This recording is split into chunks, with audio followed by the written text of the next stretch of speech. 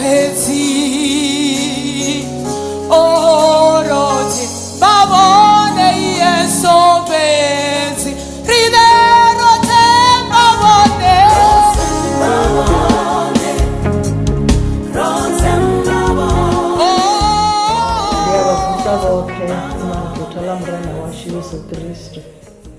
I greet you all in the wonderful name of the Lord Jesus Christ. Macheroni anoni avode bakovusiwa ngavo Ragimana by the Living Gospel World Mission.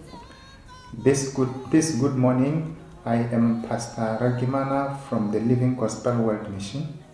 Ndikolivwa mzimu wana chipinga cha uri riambe ifila mzimu. I would like to thank the Lord to have a wonderful time such as this one to share the word of God. Namusirisi uzikerekeni rikolivuwa uri riko wana chipinga cha amba kungola mzimu. Wenepo une rabarone ralitechelesi. Even when we are absent from our churches, we want to thank the Lord that we are able to get an ample opportunity to listen to the word of God wherever we are. Ifila mzimu rukoera libara macheroni haya kabugu ya Marko chapter 4 verse 35 to 41. We are going to get our scripture reading from the book of Mark chapter 4 verse 35 to verse 41. Unera dobarichi kwamba gato ine yari Yesu ukaiza dumbu. Now the topic of the day says Jesus calms the storm. Liko barenga yenyu nindira utomaka 35 ndidobara ngazindimana ndichisiya zimwe radzeyamba ngamra. It reads as follows. I'm going to read one verse at a time as I will be proceeding with the message. Ngamadekwana alene loduva ababuza ari kariwele seli. On the same day, when the evening had come, he said to them, "Let us go over to the other side of the lake." Hapa riko wana mrena Yesu ovaye na bafunzi wawe masiari bako amba ko babuza mafungo na batu be baba behonene potseni achiba kubuza mafungo awa taturu. Here we find Jesus was with his disciples, but during the course of the day he was together with his disciples and he was teaching them about the kingdom of God together with the rest of the people that were there. Naho kabamwe obachikwambesa ngazvifanyiso. Even though in most cases he was talking much about the parables. Kabafunzi wabawe obachita achibazumburira kana achibabhurera zvine zvamba zvona. When he was aside with his disciples only, he used to give explanation of what the parables meant. Atoma wamba na bafunzi wabawe ari karituwe hapa kariwele seli. Then he started to speak with his disciples and he said, "Let us go on the other side of the lake." Pamwe bebaba behonenepo ka verse 36 riwana musi ono onesana nabo abana bamwe bamagungwa eyamperekeza. And in verse 36 we find that when he had spoken with his disciples and as he was moving on the other side, some other people escorted him with their boats. Verse 37 ineranda kutama richivara. Now verse 37 that I want us to read. Havuwa chidumbu mukwe chihulu cha dumbu chahashera magabero gungwa la toda udara. And a furious storm of wind of a hurricane proportion arose, and the waves kept beating into the boat, so it was already becoming filled. Ndamba ndari rukoya uambanga Yesu ane akaiza madumbu kana ane akona ukaiza madumbu. I said we are going to speak about Jesus who is able to rebuke the storm. Riwana musi ewe ndoni ono jena kachikepe na bafunzi wabawe ene a fhirela phanḓa nyana hanefho tshikepeni aya awela kana a eḓela. Vhafunziwa vha sala vhe ngomu tshidumbumukwe tsha vuwa. We find that when Jesus was inside the boat together with his disciples, he went into a separate place where he slept alone, and as the boat continued with the journey, there arose a storm. Vhafunziwa vho sala nga tshavho hune vha vha hone. The disciples were left alone wherever they were. Henefho kha vhudzulo he vha vha vhe khaho. In their seats. Vha songo humbula tshithu uri hafha fhethu ri ḓo ṱangana na khakhathi. And they never anticipated that a storm could arise. Vhone vha lwendoni vho takala, murena wavho o vha vhudza uri kha ri fhirele phanḓa. They were very happy and continuing with the journey with their Lord. Fhedzi musi vhe henefho nḓilani vho ḓi takalela tshidumbumukwe tsha vuwa. But on the way, without expecting it, a storm arose. Tshidumbumukwe tshihulu. It was such a furious storm. Tshidumbumukwe tsha dumbu ḽe ḽa vha ḽi tshi khou hwala maḓi ḽi tshi khou shela nga ngomu kha gungwa ḽine vha vha khaḽo. It was such a furious storm of wind that it was tossing the boat to and fro and taking the water into the boat. Ri wana uri zwo vha zwi tshi ofhisa nga maanḓa ngauri gungwa ḽe vha vha vhe khaḽo ḽo ṱoḓa u ḓala. It was so fearful because the boat in which they were traveling was nearly filled with water. Hezwi vha tshi khou vhona heyo khakhathi ya vha I khou bvelela. As they were seeing that turmoil taking place, Vha thoma u farwa nga nyofho khulu. they started to be filled and gripped with great terror. Vha thoma u humbula uri ri a lovha na. And they began to think that they were going to die. Fhedzi vha zwi humbula uri a ri lovhi ri na Yesu kha ri yo muvusa. And they said amongst themselves, we cannot die alone without informing Jesus. Let us wake him up. Naho zwi songo ṅwaliwa nga uralo hafha hune ra khou vhala hone, nṋe ndi khou zwi amba ndi tshi khou dzhia maipfi ane vha ri ndi uri vha ya vha muvusa, upfi vha muvusa vha ri ndi uri hezwi vha tshi vhuya ha vha na vhara zwi amba uri vho thoma vha amba. They went to Jesus and they woke him up after they had discussed amongst themselves. Vha amba vha ri ri a lovha na. And they were arguing amongst themselves that, can we die alone? Vha amba vha ri murena washu u hone. And they spoke amongst themselves and they said, our master is there. Kha yeneyo verse 38 vha tshi swika fhasi ya hone vha ḓo pfa vha tshi amba vha tshi ri na a u zwi londi ri tshi lovha na. In verse 38, in the last sentence, the word of God says, the disciples said, Master, do you not care that we are perishing? Havha vhafunziwa vho vha vhe na lutendo na u themba kha murena Yesu. Now these disciples had faith in Christ and they believed and relied in him. Murena Yesu nga ngoho a vuwa. And indeed Jesus rose up A kaiza ḓumbu. and he rebuked the wind.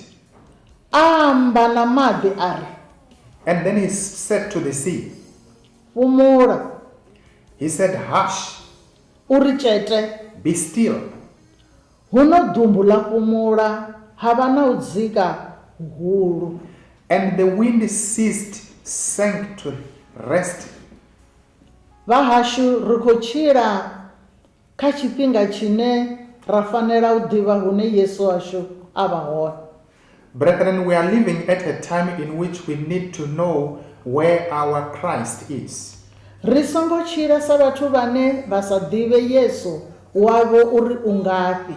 We must not live like people who do not know where their Jesus is. vhukatini ha mathada, vhukatini ha maṱhupho, vhukatini ha malwadze ane a vha hone.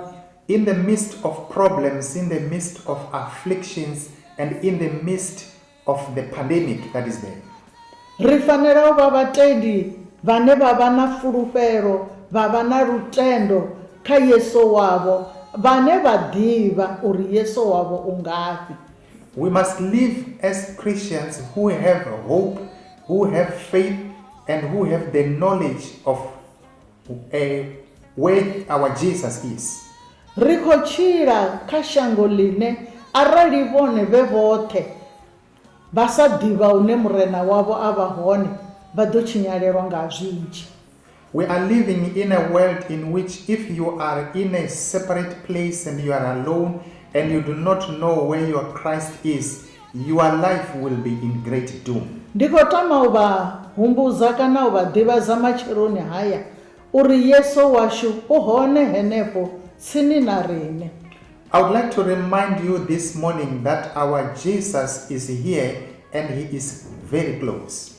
U ṱoḓa fhedzi uri musi vhone vho ṱangana na mathada vha takuwe vha yo mu vusa hune a vha hone. And the only thing that is needed is that when the problems confront you, you need to know where he is, go there and wake him up wherever he is. Nga ngomu mbiluni zashu kha ri vhe na Yesu. In our hearts, we need to have Jesus. Nga ngomu mbiluni zashu kha ri ḓivhe Yesu washu a re na maanḓa. In our hearts, we need to know our Jesus who is powerful. Yesu ane ro mu vusa a kaidza madumbu a fhumula echete. And Jesus whom when we wake him up, he Yes. will calm the storm and the storm will cease. Musi vhutshilo ho vhilinga ḓivha uri ri ita hani, Yesu u hone henefho mbiluni yavho arali vhone hune vha tshimbila hone, hune vha dzula hone, vhe naye u fhumudza zwo vuwaho, u ḓo zwi fhumudza zwe tshete. Wherever we are, when there are problems of life, we just need to call upon Jesus and he is going to calm every situation and it will be still. Zwine ra fanela u zwi dzhiela nṱha vhashu ndi zwa uri mathada ha ḓi nge ra tou a apply. What we need to recognize is that problems will not come to you because you have applied for it. Probleme u ṱangana nayo u songo vhuya wa I lindela. You just come across a problem without expecting it. Ri tshi sedza ri wana vhafunziwa vho vha vho takala nga maanḓa. When we look here in the passage, we find that the disciples of Jesus were very happy. Vha tshi khou ḓivha zwa uri ri khou ya lwendoni na murena washu. Knowing that they were traveling their journey with their Christ. Zwi takadzaho ndi zwa uri vho ḓivha uri hoyu Yesu a si wa uri vhudza mafhungo fhedzi, na musi ho ṱangana na zwithu u ya ri vha na riṋe a ri kaizela zwone.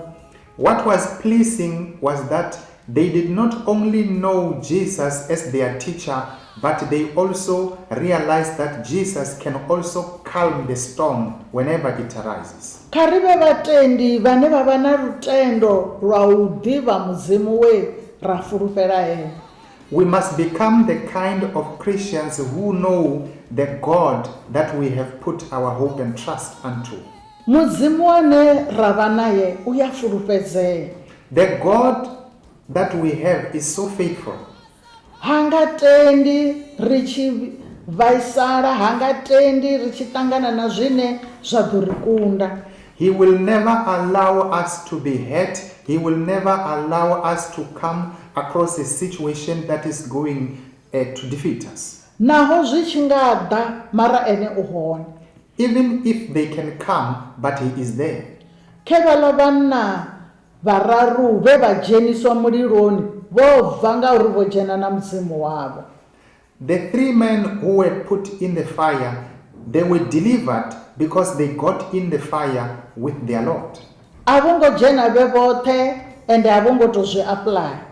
They did not get in alone and they did not invite it. ri tshi khou tshila ri kha lwendo lwavhuḓi lwa u shumela mudzimu ri tshi khou ḓiphina zwithu zwi a bvelela. As we are in the journey to serve the Lord and we are enjoying ourselves, troubles may come. Kha ri takuwe mimuyani yashu ri ri a ri fi ri na Yesu. We need to rise up within our spirits and say we cannot die in the presence of Christ. Naho zwo vuwa zwa rali Yesu washu u hone.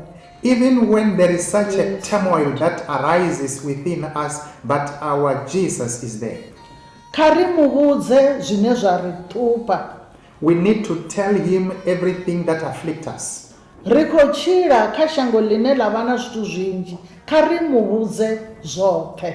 We are living in the world that has got a lot of things. We need to tell him everything. Ri songo muvhudza zwiṅwe ra zwi sia ri ḓo vhaisala.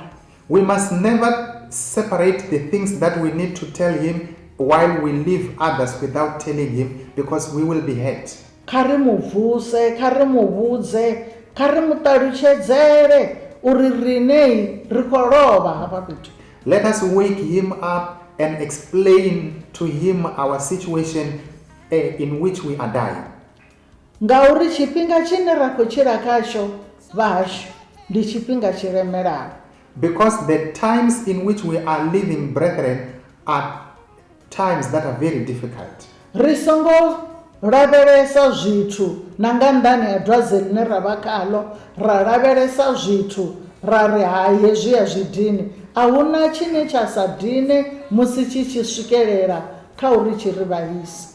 If there is anything that is very hurtful, we must not separate the things that we need to tell him while we don't tell him others. Kha ri vhudze Jesu uya dzikisa zwithu. We need to tell Jesus and Jesus will calm everything. Hezwi ri tshi sedza ipfi ḽa mudzimu ri wana uri u pfiwa na nga mupo.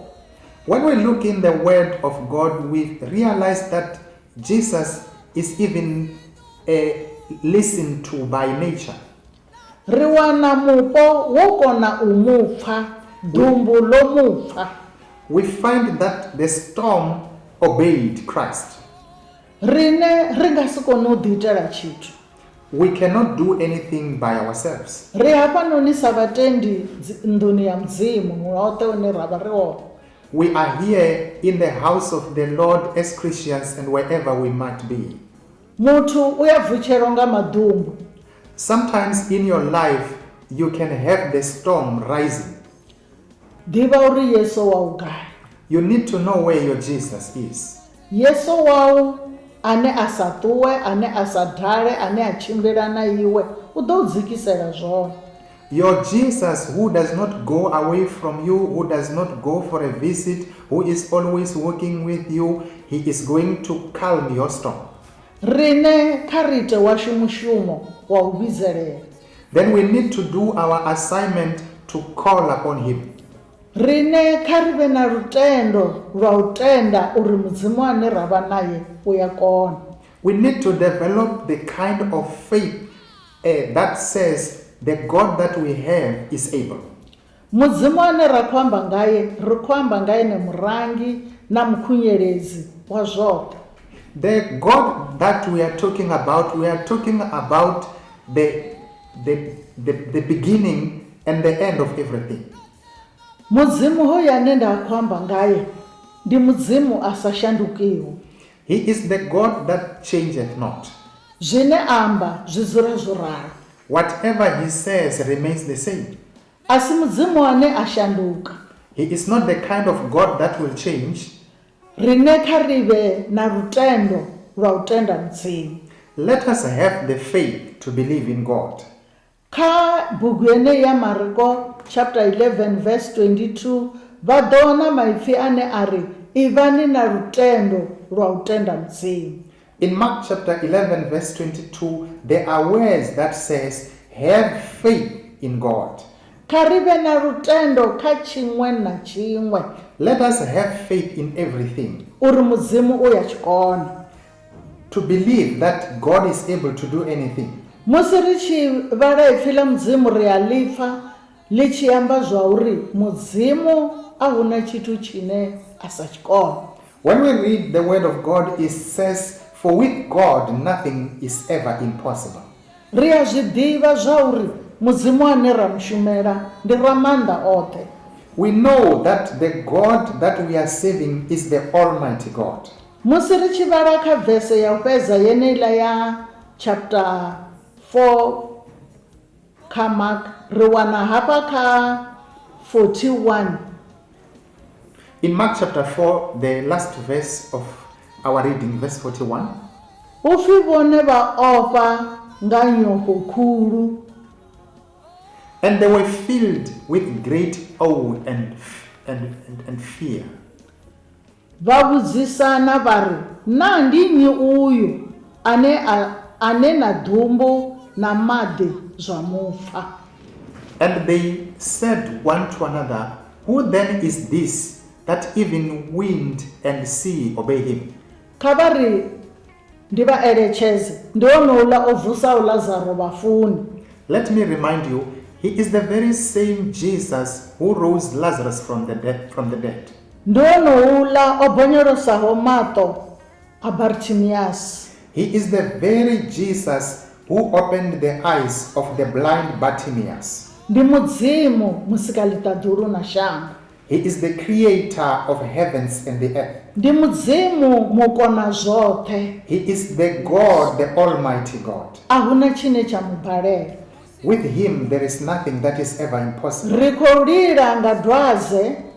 We are crying because of the pandemic. Kha ri takuse mbilu zashu. Let us raise our spirits and hearts Ri ambe ri ri mudzimu washu a huna tshithu tshine a sa tshikone u ḓo ri lamulela. and say, for with God nothing is impossible, he shall deliver us. U pfiwa nga maḓumbu, u pfiwa nga zwoṱhe, na ḽeneḽi dwadze ḽi ḓo vha na nḓevhe, ḽi ḓo mupfa.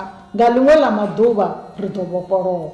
The storms and every situation obey him. Even this pandemic will also have to succumb and obey him, and one day we shall be delivered. Kha ri vhe na lutendo vha hashu lwa u tenda na u fulufhela mudzimu uri u ḓo ri lamulela i si kha vhulwadze hovhu fhedzi na kha zwoṱhe zwine zwa ri ṱhupha. Let us have faith to believe in the deliverance of God, not only in this pandemic, but in every situation that afflicts us. A thi ḓivhi matsheloni anoni uri vhone vha nga vha na zwifhio zwine vha tama u zwi isa murenani zwine vha vhona zwi tshi vha ṱhupha. I don't know in which situation you are that you need to take unto the Lord which is afflicting your life. Vha songo vha na nyofho dza u ofha zwine zwa vha hone, kha vha vhe na lutendo lwa u tenda mudzimu u ḓo vha lamulela. Do not have the fear to fear every situation, but have the faith to believe in God, and he shall deliver you. U ḓo dzikisa maḓumbu a fhumula. He shall calm the storm, and it shall be quiet.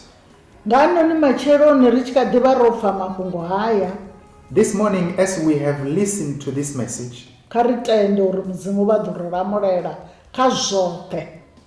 let us believe that God shall deliver us in every circumstance. Rine kha ri ye phanḓa na u tenda uri mudzimu washu u ya kona. Let us continue to believe that our God is able, Ende mudzimu washu u ya pfa, and that our God is able to hear. u ya vhona, He sees, u ya ḓivha he knows zwoṱhe zwine zwa ri ṱhupha. everything that afflicts us. Ri khou ya ra rabela matsheloni haya, ndi khou tama u rabelela na vhoṱhe vhane vha vha na mathada, kha vha lavhelese kha mudzimu u ḓo vha lamulela. We are going to pray this morning, and I'm going to pray with every person who has got any problem. Look unto the Lord, and he shall deliver you. U ḓo fhumudza maḓumbu hayo a u vuwaho, ha ri tshete ha vha na u dzika huhulu. He shall calm the storm that has arisen, and it will be quiet. Ri khou livhuwa mudzimu hoyu ane ra khou yo mu rabela, ri tshi rabelela na vhathu vhoṱhe na vhavhusi vhashu.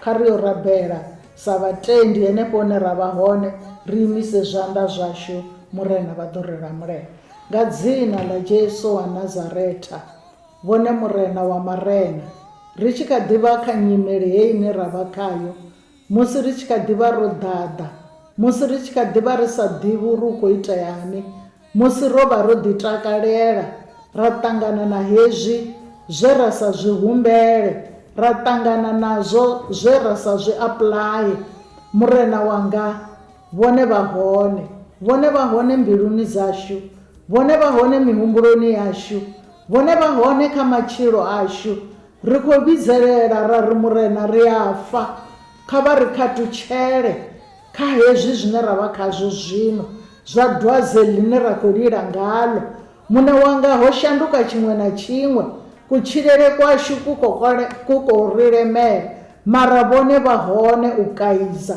ndi khou rabela na zwoṱhe zwine vhathu vha khou lemelwa ngazwo henefho hune vha vha vhe hone nda ri murena ri khou vha vhidzelela kha vha kaize murena ḓumbu ḽo vuwaho miḓini yoṱhe ḓumbu ḽo vuwaho miṱani yoṱhe ḓumbu ḽo vuwaho mishumoni ḓumbu ḽo vuwaho kha shango ḽoṱhe murena ndi tshi khou rabela na vhavhusi vhashu kha vha vhafhe nḓivho na vhuṱali dza uri zwi nga itisa hani hone kha zwoṱhe ri tshi fulufhela vhone mudzimu ndi vhone vhane vha nga vha gaida ndi vhone vhane vha nga vha thusa ri khou livhuwa murena ra ri nga Yesu wa Nazaretha kha vha ri tonde roṱhe vha ri ite nga vhuthu amen ri khou tama u livhuwa musi ro amba ife ḽa mudzimu. We want to thank the Lord as we have been sharing the word of God.